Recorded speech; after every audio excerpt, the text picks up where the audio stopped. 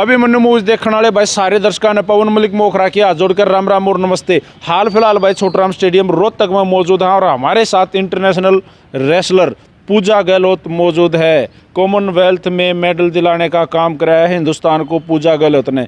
आज कुछ खास जानकारी हम आप लोगों के लिए लेके आए हैं। पूजा अपने खुद के एक्सपीरियंस शेयर करना चाहती है आप लोगों के साथ, और मैं आपको बताना चाहूँगा ये जो सर हमारे साथ खड़े हैं डॉक्टर अशोक राणा हैं, और ये एक आयुर्वेदाचार्य हैं, आयुर्वेदिक दवाइयाँ बनाते हैं ये।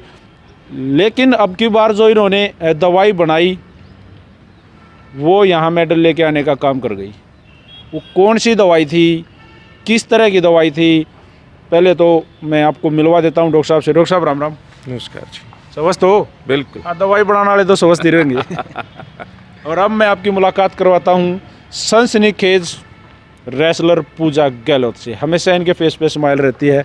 नमस्ते बहन। नमस्ते जी। सब ठीक हो बहन? ठीक हूँ, बिल्कुल ठीक हूँ। अच्छा बहन, एक बात बताओ, रेसलिंग ही क्यों चुनी?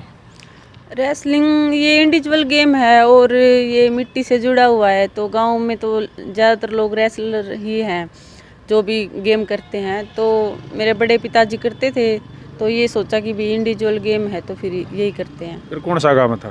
फरमाना और सोनीपत डिस्ट्रिक्ट। हाँ, मैं आपको जानता हूँ वैसे, लेकिन मेरा काम है लोगों तक पहुँचाना। तो बेस्ट रेसलर कौन है आपकी महिलाओं में? महिलाओं में बेस्ट तो विनेश है। क्यों है? बस उनका जो गेम है, मतलब जो लड़ने का तरीका है और पूरा जो फोकस से लड़ती हैं वही है कि वो उनको बेस्ट वही है। और विदेशी? विदेशी तो 50 किलो की सुसाकी है जापान से। अच्छा, वेट आपका वेट कितना? आप कितने कौन सी कैटेगरी में लड़ते हो?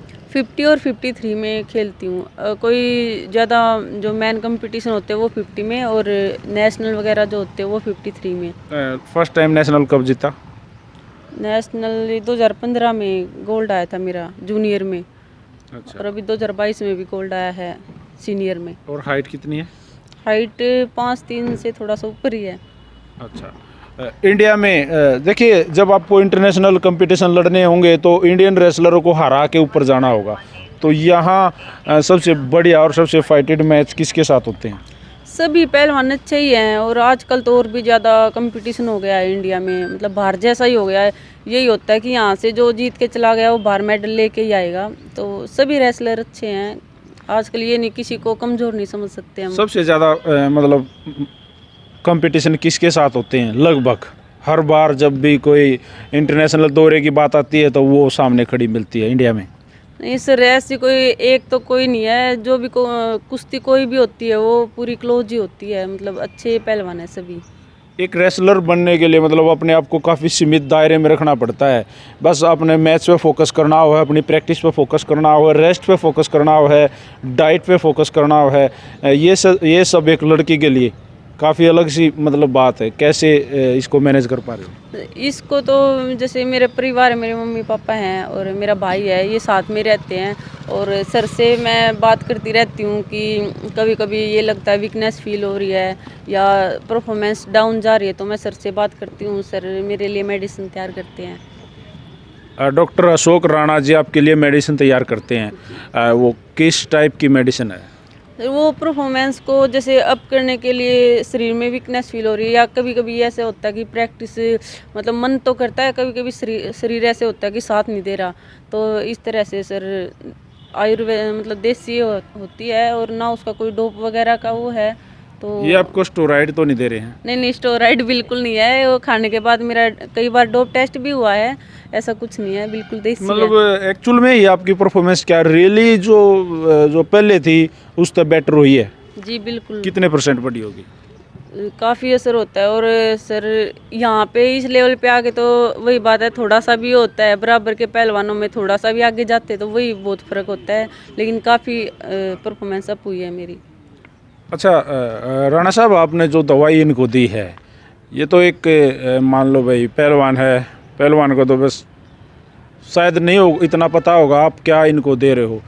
क्या कल न किसी और खिलाड़ी ने इनको सुन के आपसे दवाई ले ली तो आप गलत प्रमोशन तो नहीं हो रहा है? सर सबसे पहले तो मैं पूजा को ही कहूँगा, क्योंकि पूजा बर्मिंघम खेलने गई है। अगर मेरी जो मेडिसिन में किसी तरह का स्टीरॉयड होता तो वहाँ डोप टेस्ट में आ जाता। डोप टेस्ट से बढ़ के कोई टेस्ट नहीं होता, ठीक है।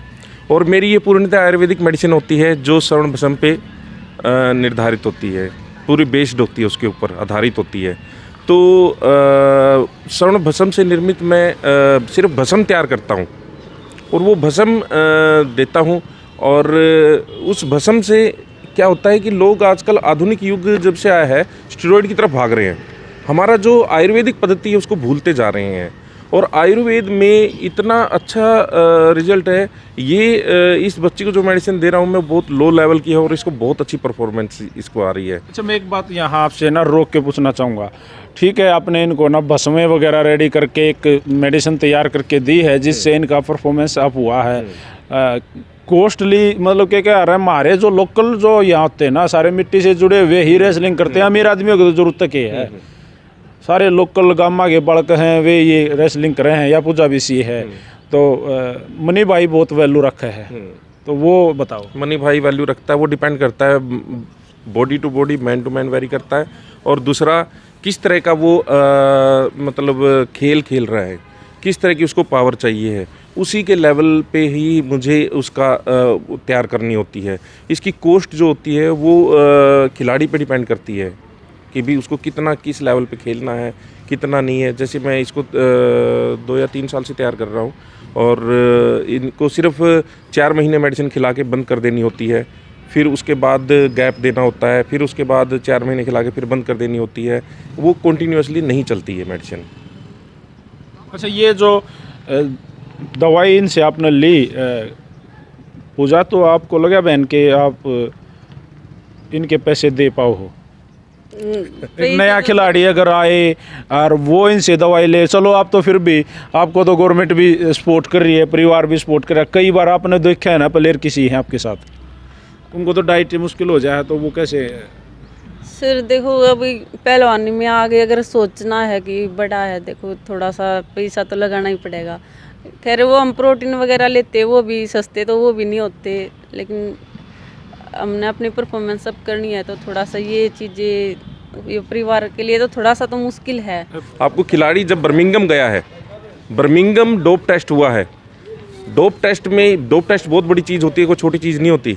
डोप टेस्ट में तुरंत आ जाता है कि ये स्टीरॉयड है या क्या है, और ये 3 साल से खा रही है स्टीरॉयड, उसमें तुरंत आ जाता अगर वो किसी तरह को स्टीरॉयड होता। और डोप टेस्ट हमारे दर्शकों को सेंड करो सर। वो नंबर आप अपनी स्क्रीन पे चला दीजिएगा 93 067 और आप जब ये बर्मिंघम से ब्राउन्ज मेडल लेके आई है, कोई भी जो वो होगा खिलाड़ी होगा उसका बगैर डोप टेस्ट वो जा ही नहीं सकता सर। शायद आपको इसकी जानकारी होगी। बिल्कुल कई बार हो जाता है, लेकिन फिर भी मेरा कहने का काम है सर लेकिन ये डोप टेस्ट जो है मेरा ये काम नहीं है। वो तो क्लियर ही डोप टेस्ट में आ जाएगा, क्लियरली डोप टेस्ट में आ जाएगा। उसी टाइम पे जो खिलाड़ी है उसको सीधा मुझे बोलना कि ये डोप टेस्ट में मैं कैसे आया।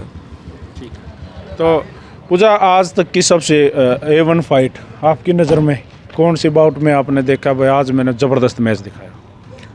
सर मेरा जापान के साथ एशिया चैम्पियनशिप में फाइनल था। तो जापान के खिलाड़ी शुरू से ही हमारे ऊपर ऐसा रहता है कि जापान के अच्छे हैं, लेकिन और वहाँ पे मैं जब उससे जीतती और इतना फोकस से जब मुझे लगा कि भी हाँ ये किस शैली कैसी है, मतलब आप किस तरह से लड़ते हो? आप डिफेंस करते हो, आप अटैक पे अटैक करते हो? नहीं, मेरी अटैकिंग की है, डिफेंस कम रहता है, बस अटैकिंग पे ही ज़्यादा वो रहता है। अच्छा, आज तक की सबसे वीक फाइट जिसको याद करके रोना आ जाता है? वीक अभी कॉमनवेल्थ गेम्स में मेरी गलती से थोड़ा सा मैं हार गई, जीत रही थी लास्ट की 9 सेकंड में, मतलब अपनी ही गलती से मैंने स्कोर दे दिया और मैं हार गई। लास्ट की 9 सेकंड तक जीत ही रही थी। कोई नहीं, मन के हारे हार, हर मन के जीते जीत। नेक्स्ट टाइम आप अच्छा परफॉर्मेंस इसमें देखिए जा भाई, नेक्स्ट टाइम आप अच्छा परफॉर्मेंस करोगी फिर गोल्ड आपके गले में होगा और आप सबसे ऊंचे वाले उस पर खड़े मिलोगे, है ना ये सपना? जी बिल्कुल, ये तो हर खिलाड़ी का सपना होता है सर कि बस देश के लिए मतलब कुछ ऐसा करे भी सब याद रखे। और चैंपियन तो चैंपियन ही होते हैं। कोच कौन आपके, गुरु कौन है? मनदीप कोच साहब हैं हमारे। अच्छा, विदेशों में लड़ना और हिंदुस्तान में लड़ना, मतलब हार्ट बीट कैसी होती है जब विदेश में कुश्ती होती है? ये सर जैसे पहले हम खेलते थे तब इतना फ़र्क लगता, लेकिन अब नहीं लगता। इंडिया में भी वही है और बाहर भी वही है, कंपटीशन बहुत बढ़ गए हैं अभी। अच्छा, सुबह कितने बजे उठ लेती हो? सुबह 4:30 से 5 बजे के बीच में। ग्राउंड में कितने बजे होते हो? ये अभी तो थोड़ा सा लेट कर दिया, नहीं तो 5:30 का होता है। लड़की के कान टूट गए, अजीब सा वो है, मतलब कैसा फील हुआ? नहीं, शुरू में था सर, अब तो नॉर्मली हो गया है। सूट सलवार भी कभी डालते हो? नहीं सर, कभी याद ही नहीं है? नहीं, डाला ही नहीं है। तो अर्ली इन द मॉर्निंग जब ग्राउंड में आते हो तो मनदीप कोच साहब के साथ कितनी ग्राउंड प्रैक्टिस सुबह होती है? सुबह 4 घंटे सुबह होती है और 3.5 घंटे शाम को होती है। जोर कितने दिन होते हैं वीकली? जोर 3 दिन तो होते हैं, जैसे मंगलवार है, मंगलवार को सुबह शाम, और बृहस्पतिवार को थोड़ा जोर टाइप होता है, और शुक्रवार को भी जोर होते हैं सुबह।